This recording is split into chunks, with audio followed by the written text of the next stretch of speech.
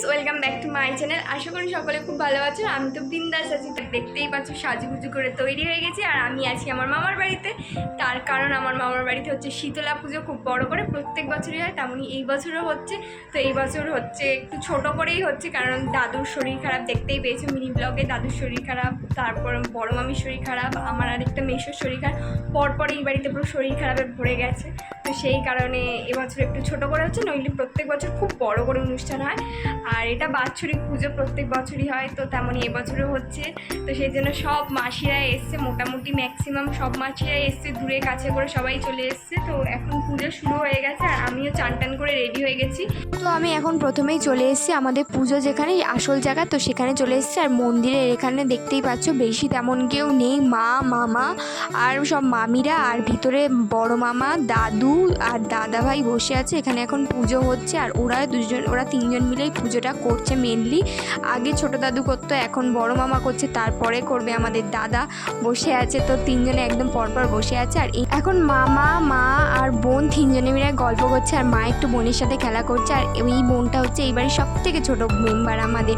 তো এখন রোদের মধ্যে যাচ্ছি মাসির বাড়ি, আর আজকে না রোদটা অত্যাধিক পড়েছে একদম। তো মাসির বাড়ি চলে এসেছি, তোমরা আগের ভিডিওতে দেখেছো নিশ্চয়ই আমার মাসির বাড়ি থেকে মামার বাড়ির ডিস্টেন্স ঠিক কতটা। মাসির বাড়ি এসে দেখি এখানে দিদি একা একা বসে বসে ফোন ঘাটছে, ছবি তুলছে। তো ওর সাথে একটু কিছুক্ষণ গল্প করছিলাম, তার মধ্যেই চলে এলো সব বোনরা একসঙ্গে। আর তারপরে মা ফোন করে বললো যে সবাই এদের পুজোর দিকে আয়, এখানে পুজো শুরু হয়ে গেছে বলতে গেলে।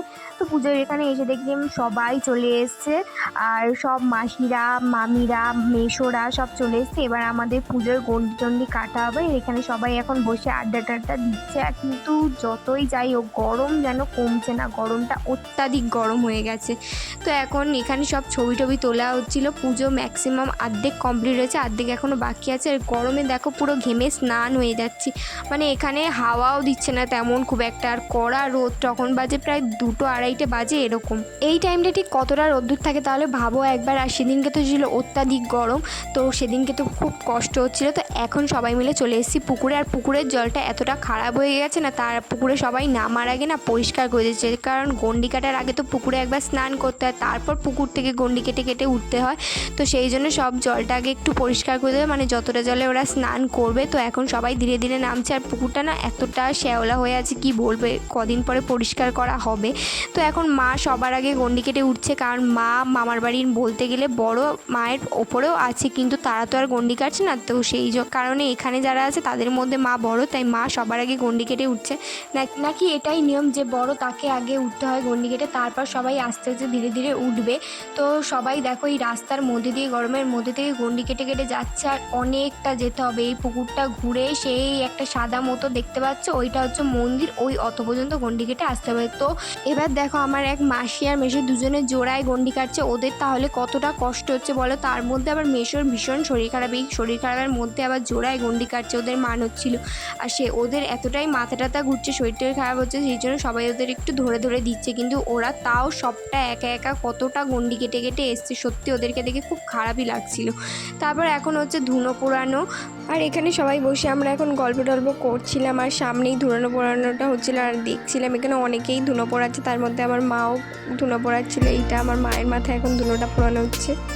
ও লাগছে তো,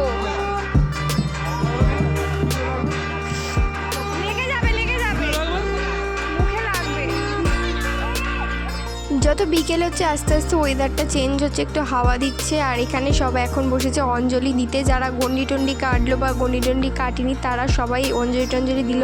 ঘরে এসে এই পুকুর পাড়ের হাওয়া খাচ্ছিলাম বসে বসে, এখান থেকে খুব ভালো হাওয়া দিচ্ছিল, সবাই বসেছিলাম আমরা ঘরে। আর বাইরে ওইদিকেও শুরু হয়ে গেছে যজ্ঞর প্রিপারেশন হচ্ছে এখানে। আর এখানে সবাই এসে প্রসাদ নিতে ঠাকুরের।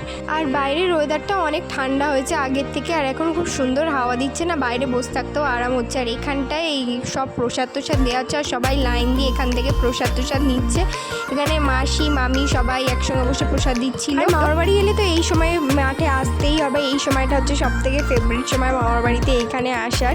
আর এই সময় সবাই আসে মাঠের এই রাস্তায় ধারে ধারে বসতে হাঁটতে, আর এত সুন্দর হাওয়া দেয় না এই সময়টায় কি বলবো তোমাদের। আজকে তো বেশি করে হাওয়া দিচ্ছে, জানি না হয়তো বৃষ্টিও হতে পারে একটু পরে, এত হাওয়া দিচ্ছে। দেখো চুলগুলো সব এলোমেলো হয়ে যাচ্ছে সামনের দিকে। আর এখানে আমি, আমার মাসি, বোন সবাই মিলে এসেছি। আর সবাই মিলে অনেক দিন পর বসে মাঠে গল্প করছি, আড্ডা দিচ্ছি, খুব মজা হচ্ছে। আর বলতে না বলতেই দেখো আকাশটা কীরকম কালো করে এসছে, একটু পরেই হবে হয়তো বৃষ্টি। আর কি সুন্দর ঝোড়ো হাওয়া দিচ্ছে। তো আজ ভিডিওটা এই পর্যন্তই, দেখা হচ্ছে নেক্সট ভিডিও খুব তাড়াতাড়ি।